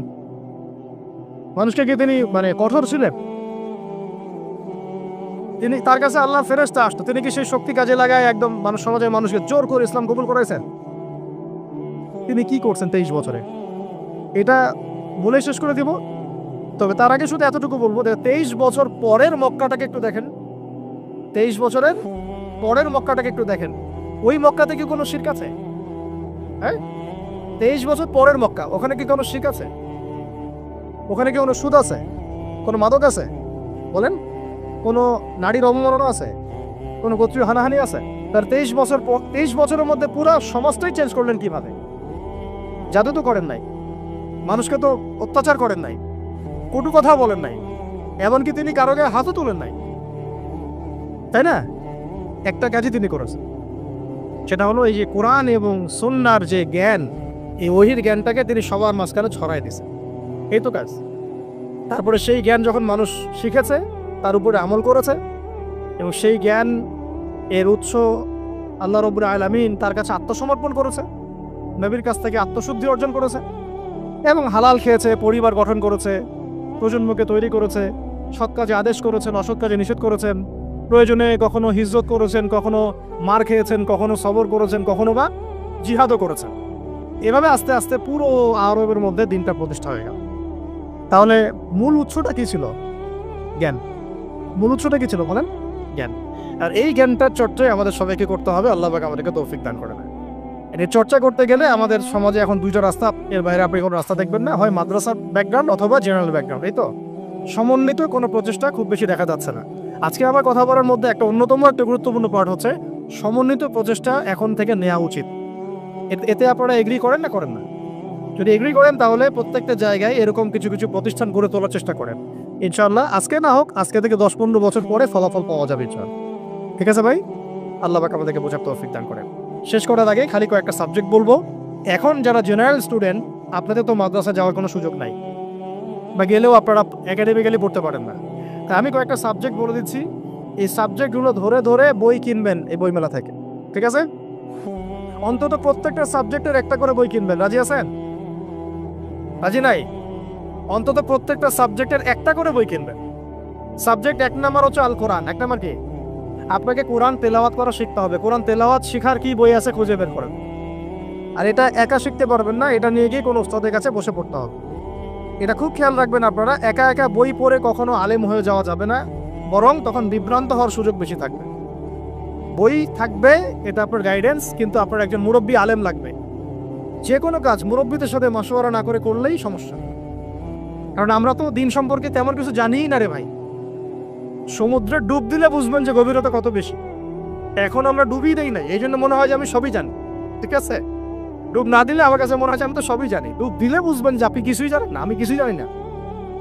1 নাম্বার সাবজেক্ট ভাই কোরআনের তেলাওয়াত শিখতে হবে। রাজি আছেন তো ইনশাল্লাহ? তাহলে এই বইগুলো কিনেন। 2 নাম্বার হচ্ছে এই কোরআনের মানে ব্যাকরণ শেখার বইগুলো কিনবেন। কোরআনের ব্যাকরণ শেখার আরবি ভাষা সাহিত্যের বই কিছু কিনবেন। এই বইগুলো আপনাকে ওস্তাদদের কাছে গিয়ে পড়তে হবে। ঠিক আছে? এরপরে কিনবেন কোরআনের কিছু তাফসির। সহজ, মনে করলে একটা তাফসির নেন সহজ। কেউ মারিফুল কোরআন কিনেছেন, হয়তো কেউ সহজে অনুবাদ হয়েছে জালালাইন একটা কিনেছেন, কেউ হয়তো তাওজিহুল কোরআন কিনেছেন। একটা তাফসির বাসায় রাখেন অন্তত। ঠিক আছে, এটা হলো 3টা। 4 নাম্বার হচ্ছে হাদিসের অন্তত একটা বই কিনেন আজকে, হাদিসের সহজ কিতাব কিনবেন। অনেকে দেখা যায় যে ভাই একেবারে হেদায়েত পেয়ে সহিহ বুখারী নিয়ে বসে যান, একেবারেই গলত কাজ আপনার, এটা একেবারেই গলত কাজ। সহিহ বুখারী পড়তে গেলে 12 বছর সময় লাগে মানুষের, ওই লেভেলে যাইতে একটা মানুষের 12 বছর সময় লাগে। ওটা সবার প্রথমে ওটা খুললে তো আপনি হাদিস বুঝবেনই না, মনে হবে যে হাদিস কোরআনের সাথে সাংঘর্ষিক, এরকম মনে হবে। সহজ থেকে এক লাফে কি আমরা ক্লাস 10-এ যাই? আগে তো ক্লাস 1-এ ভর্তি হয়েছেন, তাহলে হাদিসের শাস্ত্রে আসছেন আগে বুখারী ধরতে গেলেন কেন? সবার আগে আপনি মৌলিক কিছু হাদিসে আরবাইন কিনেন, ফয়জুল কালাম কিনেন, আস্তে আস্তে আপনি বুলুগুল মারামে যান, রিয়াদুস সালিহিনে যান, মিশকাতে যান, আস্তে আস্তে আপনি তিরমিজি নাসাই করতে করতে সহিহ বুখারীতে যাবেন, সমস্যা নাই। ঠিক আছে, হাদিস আরেকটা বললাম, কটা হলো? 4টা 5টা। হ্যাঁ, আগে বলি কোরআন, আরবি ভাষা সাহিত্য, তারপরে তাফসীর আর হাদিস, 4টা বলেছে। 5 নম্বর হচ্ছে সিরাত। 5 নম্বর কি? নবীর জীবনী যে পড়ে নাই সে নবীকে চিনে না। নবীর জীবনী না পড়লে না কোরআন বুঝতে পারবে না আর হাদিস বুঝতে পারবে। তো নবীর জীবনের অন্তত একটা বই কিনে যান এখান থেকে, অন্তত একটা। 60টা কি 70টা নবীর জীবনী আছে এই বই মেলাগুলোতে, খুলে দেখেন। আমার কাছে সবগুলোই আছে। এই চট্টগ্রামে ভাইরা যখন ছিলেন লালখানে কয়দিন আগে, আমি ভাইদের কাছ থেকে বই কিনেছি, নিজে কিনেছি প্রায় 70,000 টাকা একদিনেই, আর ওনারা আমাকে হাদিয়া দিয়েছেন মনে হয় আরো 30,000 টাকার হবে। তো এক পুরো বই ব্যাগ গাড়ি ভর্তি। তো প্রায় 60, আমি গুনে দেখলাম যে প্রায় 50 থেকে 60টা সিরাতের কিতাব আছে বাজারে। একটা তো কিনেন, অন্তত একটা সিরাতের কিতাব তো অন্তত কিনেন। তারপরে ইসলামের ইতিহাসের বই কিনেন। 6 নম্বর ইসলামের ইতিহাসের বই কিনেন। 7 নম্বর ইতিহাস না জানলে কিন্তু আমরা শেকড় চিনতে পারবো না। 7 নম্বর হচ্ছে এই 4 খলিফার জীবনী, সাহাবীদের জীবনী, তাবেঈনদের জীবনী, ইমামদের জীবনী, এগুলো কিনেন।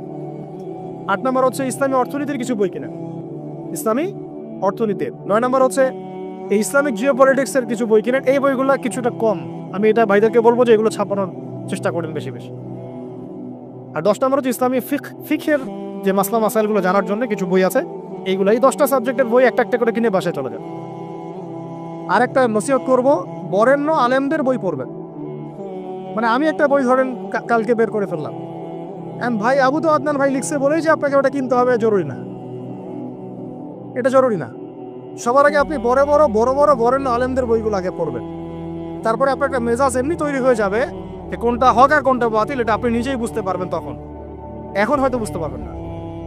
তাই এই যে সেলিব্রিটিজম দেখে বই না, বড় বড় ওলামায়ে কেরামদের বইগুলো, আর আমি বলবো সালাফদের বইগুলো, যারা অনেক আগে চলে গেছেন, ওই সালাফদের বইগুলো আগে কিনেন, আগে পড়েন, ওই মেজাজটা তৈরি হোক, তারপরে আপনি অন্য ভাইদের বইও পড়তে পারেন, সমস্যার কিছু নাই। কারণ এখন দেখা যাবে কোনো ভুল হলে আপনি ধরতে পারবেন না। আমি যদি একটা বই লিখি, আমি যদি বইয়ে ভুল করি, আপনি হয়তো সেটা ধরতে নাও পারতে পারেন। কিন্তু যদি আপনি দীর্ঘদিন ধরে ওলামায়ে কেরামদের, বরেণ্য ওলামায়ে কেরামদের বই পড়ে আসেন, আপনার সহজেই আপনি বুঝতে পারবেন যে এই জায়গাটা একটা মনে হয় সমস্যা হচ্ছে। তো ফ্যান্টাসিজম দিয়ে না, এবারে ক্লাসিক্যাল ইসলামে প্রবেশ করেন। আল্লাহ পাক আপনাদেরকে বোঝার তৌফিক দান।